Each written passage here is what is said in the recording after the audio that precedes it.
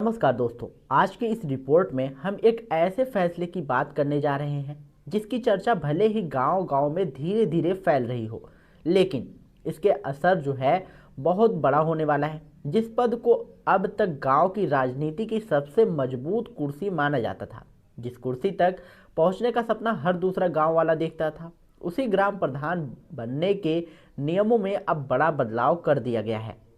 हैरानी की बात यह है कि ये बदलाव ना तो बड़े स्तर पर या प्रचारित किए गए हैं और ना ही आम लोगों को इसकी साफ जानकारी दी गई है। अब जब अगला पंचायत चुनाव नज़दीक आता दिख रहा है तो गांव में एक ही सवाल गूंज रहा है कि क्या अब हर कोई ग्राम प्रधान नहीं बन पाएगा? क्या कुछ लोगों के लिए यह रास्ता हमेशा के लिए बंद हो गया है? और क्या गांव की राजनीति अब पूरी तरह बदलने वाली है? दरअसल ग्राम प्रधान का पद केवल एक कुर्सी नहीं, या गांव की सत्ता, विकास योजनाओं और सरकारी पैसों की चाबी होता है। सड़क से लेकर नाली तक, राशन से लेकर आवास तक, और हर चीज का जो है केंद्र ग्राम प्रधान ही होता है। यही वजह है कि दशकों से इस पद को लेकर गांव में जबरदस्त राजनीति होती रही है। लेकिन अब सरकार का कहना है कि सिस्टम को साफ करने, पारदर्शिता लाने और गलत लोगों को बाहर करने के लिए नियमों में बदलाव जरूरी था।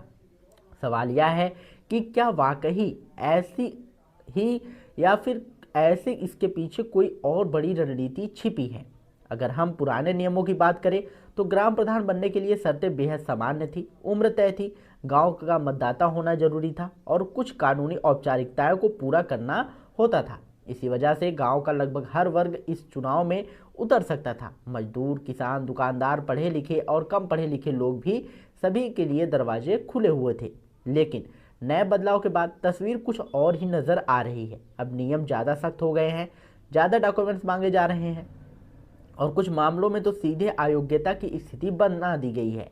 सरकार का तर्क है कि पिछले कुछ वर्षों में पंचायत स्तर पर भ्रष्टाचार, फर्जीवाड़े और गलत लाभार्थियों को फायदा पहुंचाने के कई मामले सामने आए हैं। कई जगहों पर यह भी देखा गया है कि ग्राम प्रधान खुद फैसले लेने के बजाय किसी और के इशारे पर काम कर रहा था। कहीं पति प्रधान का मामला था तो कहीं बाहरी दबंगों का। ऐसे में सरकार का कहना है कि ग्राम प्रधान वही बने जो वास्तव में जिम्मेदारी निभा सके, नियमों को समझ सके और कानूनी दायरे में रहकर काम करे। लेकिन गांव की हकीकत इससे थोड़ी अलग नजर आती है। बहुत से ग्रामीणों का कहना है कि नए नियमों की वजह से अब आम और गरीब वर्ग के लिए चुनाव लड़ना मुश्किल होता जा रहा है। जिन लोगों के पास पूरे कागज नहीं है, जिनके नाम किसी पुराने सरकारी रिकॉर्ड में अटके हुए हैं या जिन पर किसी तरह का विवाद चल रहा है, उनके लिए अब ग्राम प्रधान बनना लगभग नामुमकिन हो सकता है। यही कारण है कि कई गांवों में पहले से ही संभावित उम्मीदवार परेशान दिखाई दे रहे हैं। सबसे बड़ा सवाल यही उठ रहा है कि क्या ये बदलाव वाकई चुपचाप किए गए? ग्रामीण इलाकों में ना तो कोई बड़ा जागरूकता अभियान चला और ना ही स्पष्ट रूप से बताया गया कि किस नियम में क्या बदला है।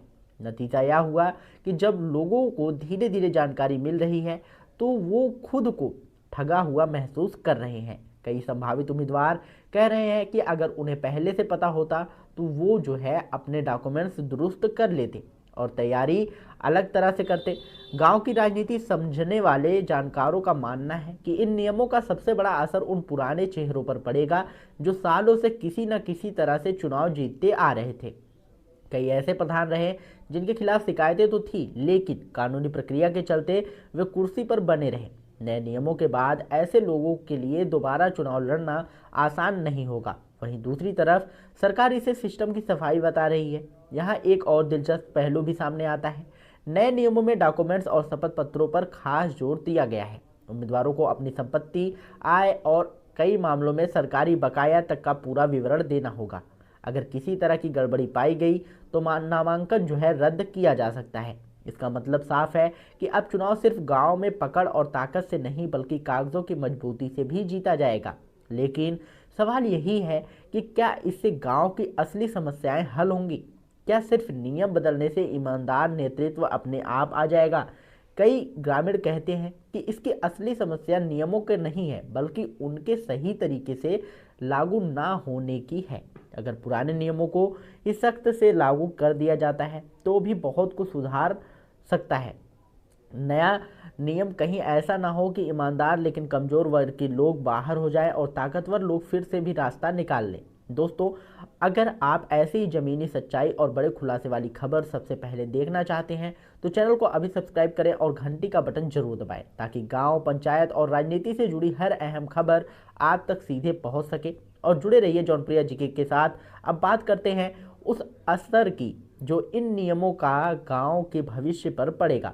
ग्राम प्रधान सिर्फ चुनाव वाला व्यक्ति नहीं होता, बल्कि वही गांव की आवाज़ होता है। और नए नियमों के कारण चुनाव लड़ने वालों की संख्या जो है कम होती है, तो मुकाबला सीमित हो जाएगा। इससे कहीं ना कहीं लोकतंत्र की भावना पर भी सवाल उठते हैं। दूसरी तरफ सरकार का कहना है कि कम लेकिन योग्य उम्मीदवार ही बेहतर काम कर सकते हैं। महिलाओं के मामले में भी यह बहस तेज हो गई है। गांव में लंबे समय से पति प्रधान की समस्या रही है, जहां कागजों में महिला प्रधान होती है लेकिन फैसले कोई और लेता है। नए नियमों के जरिए सरकार इस पर लगाम लगाने की बात कर रही है, लेकिन क्या ये नियम जमीन पर सही तरीके से लागू हो पाएंगे, यह एक बड़ा सवाल है। राजनीति के जानकार मानते हैं कि आने वाले पंचायत चुनाव अब पहले जैसे नहीं होंगे। उम्मीदवारों की रणनीति बदलेगी, चुनावी खर्च का तरीका बदलेगा और प्रचार का स्वरूप भी बदल सकता है। पहले जहां गांव की बैठकों और व्यक्तिगत संबंधों से चुनाव जीता जाता था, अब वहां कानूनी समझ और प्रशासनिक जानकारी भी अहम हो जाएगी। ग्रामीण भारत में पंचायत को लेकर की पहली सीढ़ी माना जाता है। अगर इसी स्तर पर लोगों को लोगे कि नियम उनके खिलाफ है या उन्हें सही जानकारी नहीं दी गई है, तो भरोसे पर असर पड़ सकता है। इसलिए जरूरी है कि सरकार इन बदलावों को सिर्फ कागजों तक सीमित ना रखे, बल्कि गांव-गांव तक इसकी साफ जानकारी पहुंचाए।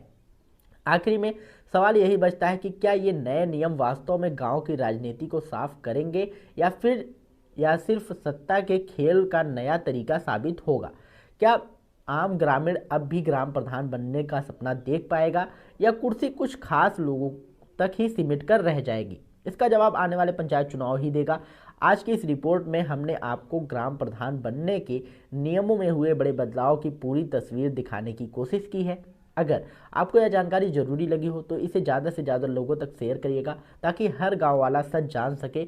और यदि जौनपुरिया जी के चैनल पर पहली बार आए हो तो चैनल को सब्सक्राइब करके बेल आइकन जरूर दबाइएगा, क्योंकि हम ऐसी वीडियो आप लोगों के लिए हमेशा लाते रहते हैं। और अधिक जानकारी के लिए आप हमारे टेलीग्राम चैनल से जुड़ सकते हैं। टेलीग्राम चैनल का लिंक जो हमने डिस्क्रिप्शन में दे रखा है, तो जाइए वहाँ पर आप लोग फटाफट ज्वाइन होइए। मिलते हैं नई वीडियो में नई अपडेट के साथ। तब तक के लिए जय हिंद, जय भारत।